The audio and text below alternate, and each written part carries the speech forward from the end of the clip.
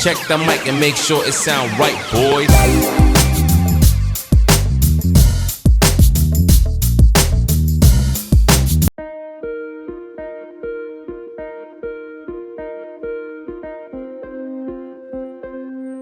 Assalamualaikum warahmatullahi wabarakatuh. Sahabat beriman, iblis tak mau sujud kepada Nabi Adam alaihissalam. Sejak saat itu, ia pun dijadikan sebagai simbol kesombongan dan takabur. Sejak saat itu pula, ia mengabdikan dirinya untuk menyesatkan anak cucu Adam. Karena membangkang, ia pun dikeluarkan dari surga. Setelah itu, ternyata ia membangun istana. Lalu di manakah istana itu? Bukan jawabannya dengan menonton video ini hingga akhir. Sebelum lanjut, jangan lupa klik subscribe, like, dan lonceng notifikasi untuk mendukung channel ini agar terus menyiarkan syiar Islam.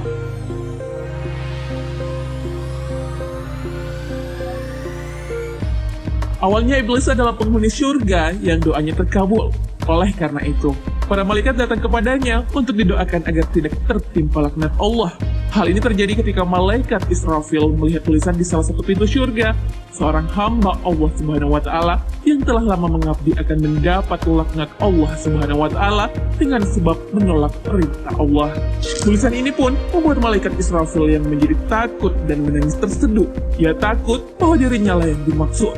Malaikat lain pun turut menangis. Mereka pun sepakat mendatangi Azazil untuk didoakan agar terhindar dari laknat Allah Subhanahu wa Ta'ala. Azazil sudah lama menjadi hamba yang taat kepada Allah, hingga datanglah perintah untuk bersujud kepada Nabi Adam alaihissalam. Azazil tak mau karena menganggap dirinya lebih mulia. Saat itulah ia pun dilaknat, diusir dari surga dan disebut iblis. Setelah diusir dari surga, iblis pun membangun singgasananya di tengah hamparan laut. Hal ini dimaksudkan untuk menandingi arsy yang berada di langit ketujuh. Luas lautan adalah 3/4 dari luas bumi. Oleh karena itu, iblis menempatkan istananya di sana agar lebih leluasa memerintahkan bala tentaranya yang banyak. Alasan laut dipilih sebagai tempat istana iblis adalah untuk mengakomodasi pasukannya yang jumlahnya tak sedikit. Istana iblis yang berada di laut telah disebutkan Rasulullah dalam sabdanya. Sesungguhnya, iblis singgasananya berada di atas laut. Dia mengutus para pasukannya, setan yang paling dekat kedudukannya adalah yang paling besar godaannya. Di antara mereka, ada yang melapor. Setelah melakukan godaan ini, iblis berkomentar, "Kamu belum melakukan apa-apa." Lalu datang yang lain melaporkan, "Saya menggoda seseorang, sehingga ketika saya meninggalkannya, dia telah berpisah talak dengan istrinya." Kemudian iblis mengajaknya untuk duduk di dekatnya dan berkata, "Sebaik-baik setan adalah kamu." Sahih Bukhari Muslim. Mengenai tempat istana iblis, riwayat Imam Ahmad radhiyallahu an menyebutkan bahwa Rasulullah shallallahu alaihi wasallam bersabda, "Apa yang kamu lihat? Saya melihat singgasana di atas lautan yang dikelilingi oleh beberapa ular." Jawab Ibnu Sayyad. Rasulullah pun bersabda, "Dia telah melihat singgasana iblis." Hadits riwayat Ahmad. Hal ini juga diperkuat dalam Al-Bidayah wa Nihayah karya Ibnu Katsir, bahwa iblis memiliki banyak tentara dan lautan dipilih sebagai istana. Layaknya sebuah kerajaan, istana iblis dipenuhi pengawal dan pengikut-pengikutnya. Iblis mengatur strategi kejahatan dan kemaksiatan di istananya. Setelah itu, mengirim pasukannya ke darat untuk menjalankan rencana tersebut.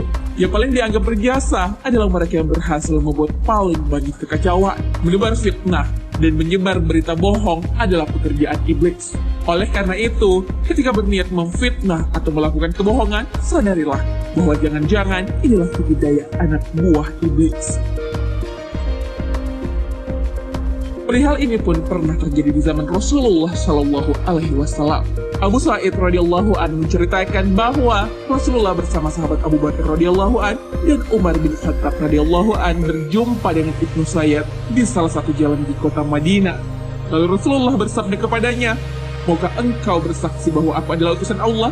Ibnu Sayyad menjawab dengan pertanyaan serupa, "Maukah kamu bersaksi bahwa aku utusan Allah juga?" Rasulullah bersabda lagi, "Aku beriman kepada Allah, para malaikatnya, dan kitab-kitabnya. Apakah yang sedang kamu lihat dari perkara gaib?" Aku sedang melihat sebuah arsy di atas air, jawab Ibnu Sayyad. Rasulullah pun membantahnya. Yang kamu lihat itu adalah singgasana iblis di tengah laut. Lalu apa lagi yang kamu lihat? Ibnu Sayyad menjawab, aku mendapat 2 berita yang benar dan sebuah berita yang dusta, atau 2 berita yang dusta dan sebuah berita yang benar. Biarkanlah dia, sabda Rasulullah. Dia telah dikacaukan oleh syaitan yang menguasainya. Hadits riwayat Muslim dan Tirmizi. Ibnu Sayyad telah melakukan kebohongan besar mengenai arsy yang ada di lautan. Yang dilihat olehnya adalah singgasana iblis. Nah, sahabat beriman, itulah istana yang dibangun iblis setelah diusir dari surga. Istananya diletakkan di lautan karena daerah laut yang luas sehingga mampu menampung pasukannya. Bahkan istana itu dibangun untuk menandingi arsy Allah. Di istana ini pula lah yang mengatur kejahatan dan kemaksiatan untuk menjerumuskan manusia. Janji iblis untuk menyesatkan manusia telah diabadikan di dalam Al-Quran. Bismillahirrahmanirrahim. Iblis menjawab, karena engkau telah menghukumku tersesat, maka saya benar-benar akan menghalang-halangi mereka dari jalanmu yang lurus. Kemudian saya akan mendatangi mereka dari muka dan dari belakang mereka, dari kanan dan dari kiri mereka. Dan engkau tidak akan mendapati kebanyakan mereka bersyukur. Al-Quran Surah Al-A'raf ayat 16 hingga 17. Wallahu a'lam bishawab. Sahabat beriman, jangan lupa berbagi informasi dengan share video ini, karena sebaik-baik manusia adalah yang paling bermanfaat bagi manusia. Wassalamualaikum warahmatullahi wabarakatuh.